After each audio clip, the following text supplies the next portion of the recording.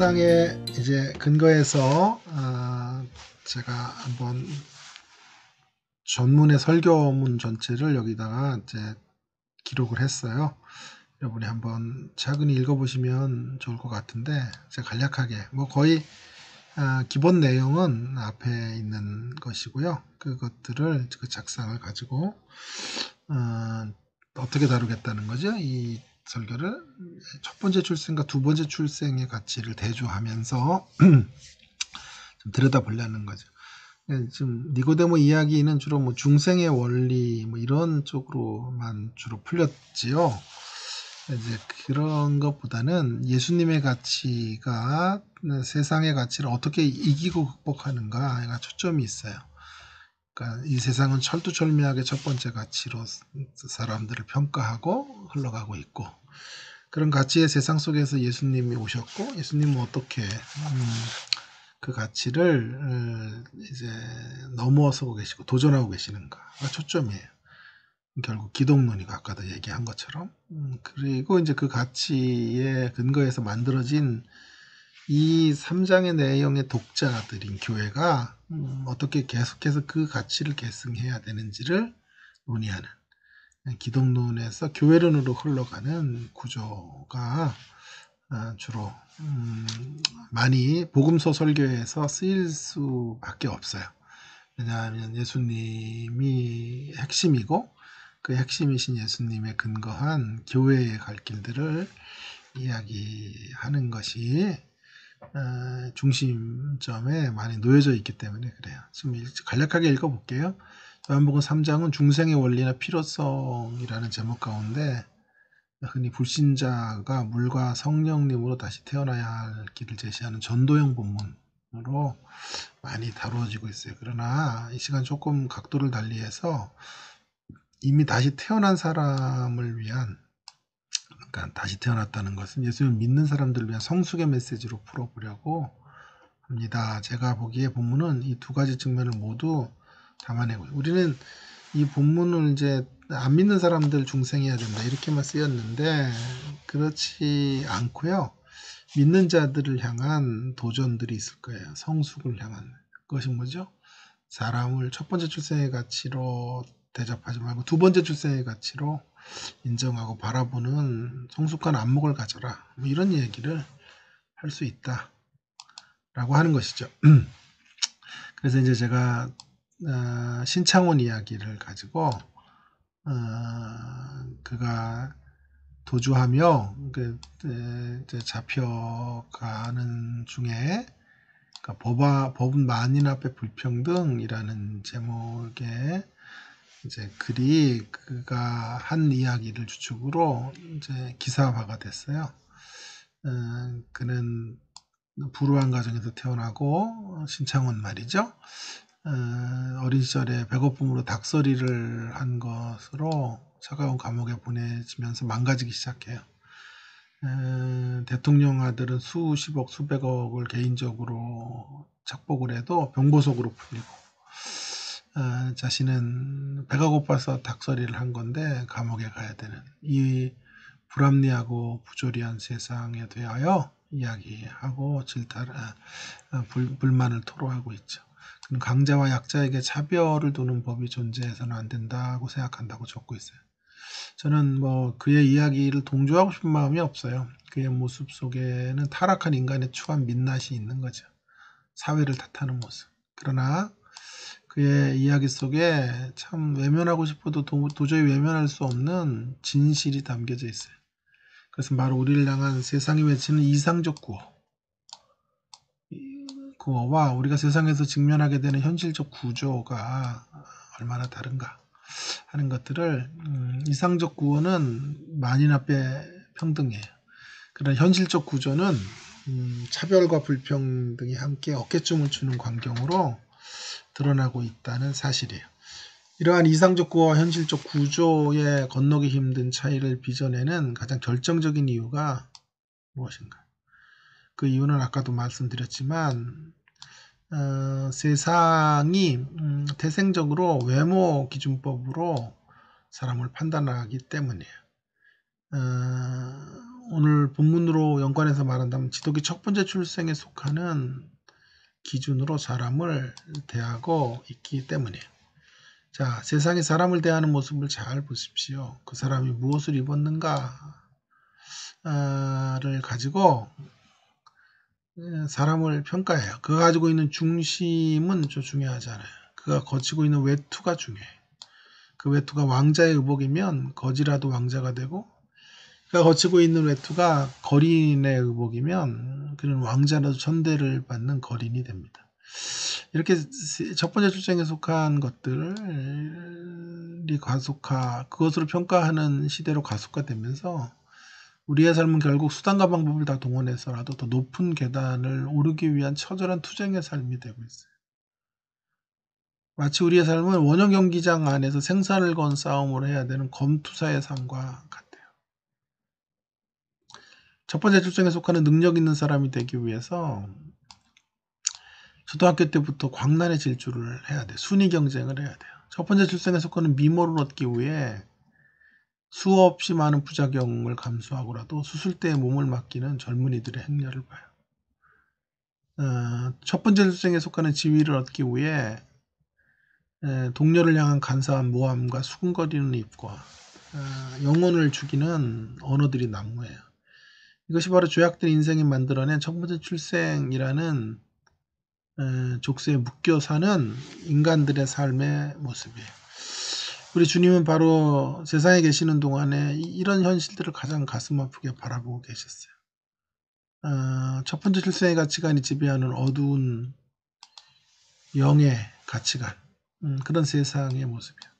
우리 주님이 세상에 계신 동안 가장 심각하게 다툰 사람도 바로 이런 출생의 가치를, 첫 번째 출생의 가치를 조장하고 그것으로 사회를 양분하는 사람들이에요. 주님이 세상에 계시는 동안에 가장 안타까워하셨던 것은 세상의 가치관에 순응하고 있는 제자들과 신앙인들의 나약한 모습이었어요.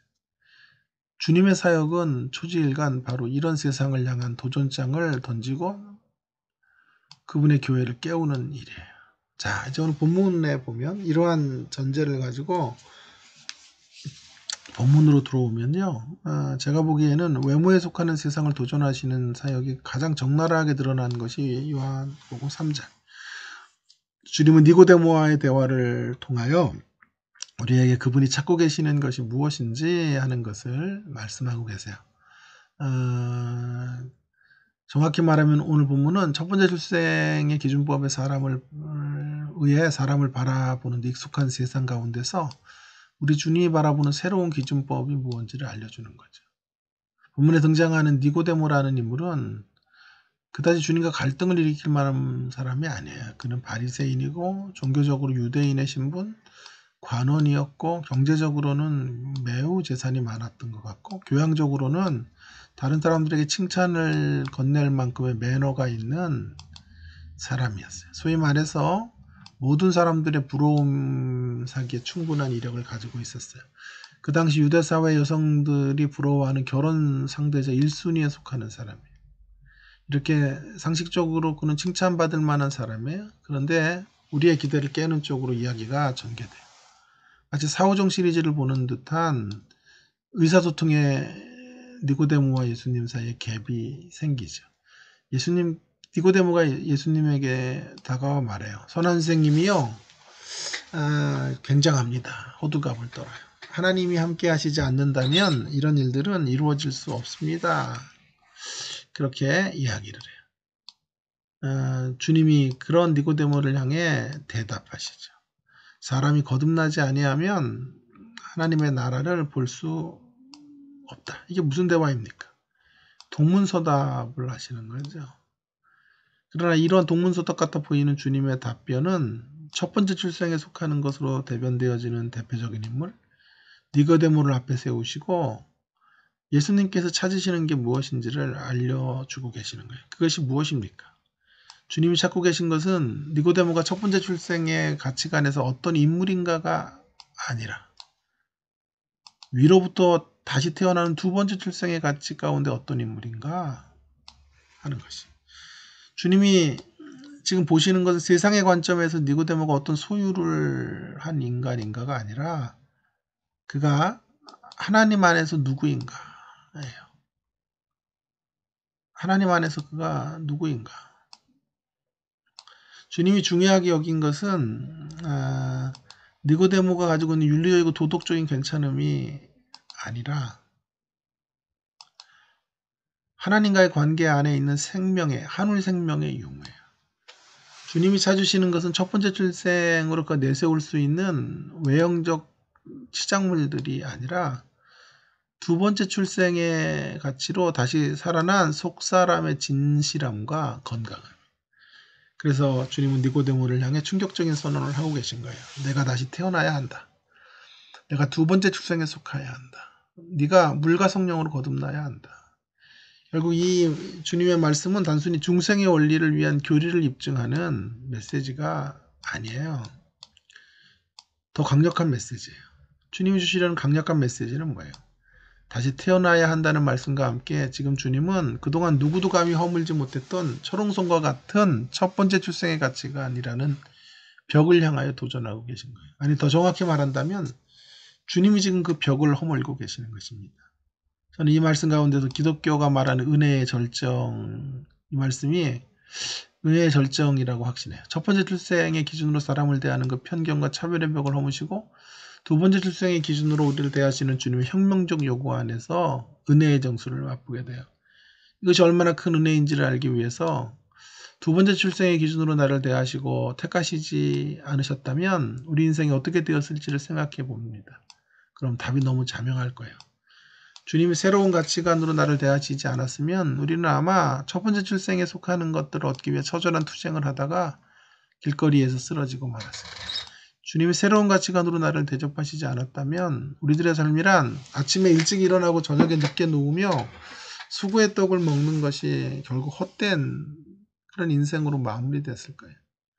두 번째 출생의 새로운 가치관으로 주님이 나를 대하시지 않으셨다면 아마도 외모에 속하는 것들을 갖지 못한 것으로 인한 열등의식과 그로 인한 상처로 얼룩진 자기보호적인 삶을 살다가 힘없이 주저앉고 말았을 거예요.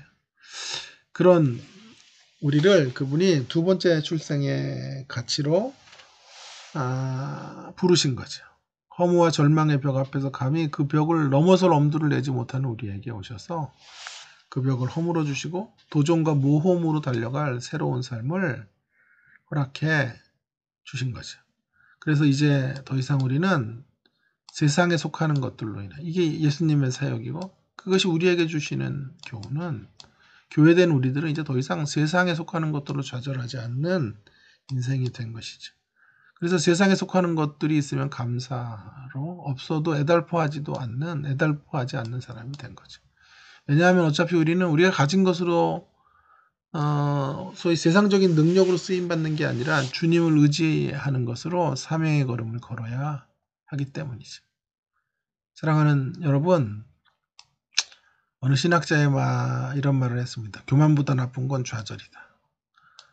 저는 지금 이 예수님의 가치관 앞에서 우리 자신들의 자의식을 점검할 것을 이야기하고 있어요. 여러분 이 적용을 조금 다른 데로 확대해 가도 돼요. 교회가 이제 새로운 시선으로 사람을 대하는 법을 배우는 공동체로 서야 된다. 서로 혁명적인 가치의 눈으로 사람을 바라보는 그런 공동체로 섭시다. 뭐 이런 쪽으로 가도 상관이 없어요. 어쨌든 저는 이렇게 실전적인 적용, 우리의 건강한 자의식의 이제 형성을 위한 논의로 끌고 갔죠. 나를 전혀 다른 기준과 가치관으로 관점으로 바라봐준 주님이 계시기에 우리는 좌절할 수 없어요. 세상 가운데서 첫 번째 출생의 기준 가운데서 여러분이 어떤 사람인지 저는 모릅니다. 그러나 분명히 여러분에 대해 알고 있는 것이 있어요. 여러분은 주님만의 무한한 가능성과 희망을 가진 인생이란 사실이에요. 세상 가운데서 여러분이 어떤 가치로 인정되는 사람인지는 알지 못합니다. 많은 주님 안에서 제가 여러분에 대해 분명히 아는 게 있어요. 우리 모두가 그분의 피로 살리심을 받은 자라는 사실이에요. 결론. 그러므로 여러분 첫 번째 출생의 부족과 모자람으로 절망하지 맙시다. 그것이 주님의 일을 방해하지 못합니다. 오직 주의 일을 방해하는 것은 두 번째 출생의 가치관으로 우리를 부르신 그분에게 나를 맡기지 못하는 불신앙이 문제예요. 불신앙. 그분을 신뢰하고 나간다면 연약함에도 불구하고 우리가 그분에게 우리 자신들을 드릴 수만 있으면 그분은 넉넉히 우리를 사용하실 것입니다. 이와 같이 오늘 본문은 우리 모두를 말로 다 할 수 없는 담대함과 확신, 감사, 감격의 자리로 이끌어줘요.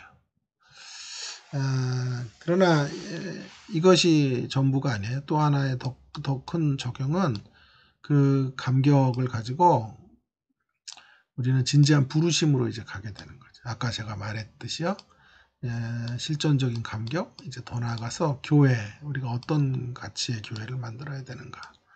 이제 두 번째 주생의 가치관으로 서로를 대하고 서로를 섬기는 공동체로, 먼저 우리가 오늘 신학교 안에 있으니까 신학교 안에서 서로를 그렇게 대하고, 이제 우리가 문 닫고 있는 교회 안에서 우리가 그런 일들을 해야 된다 라고 하는 것 말씀을 드렸고, 또 앞으로 목회 사역을 통해서 우리는 그런 일들을 해야 돼요.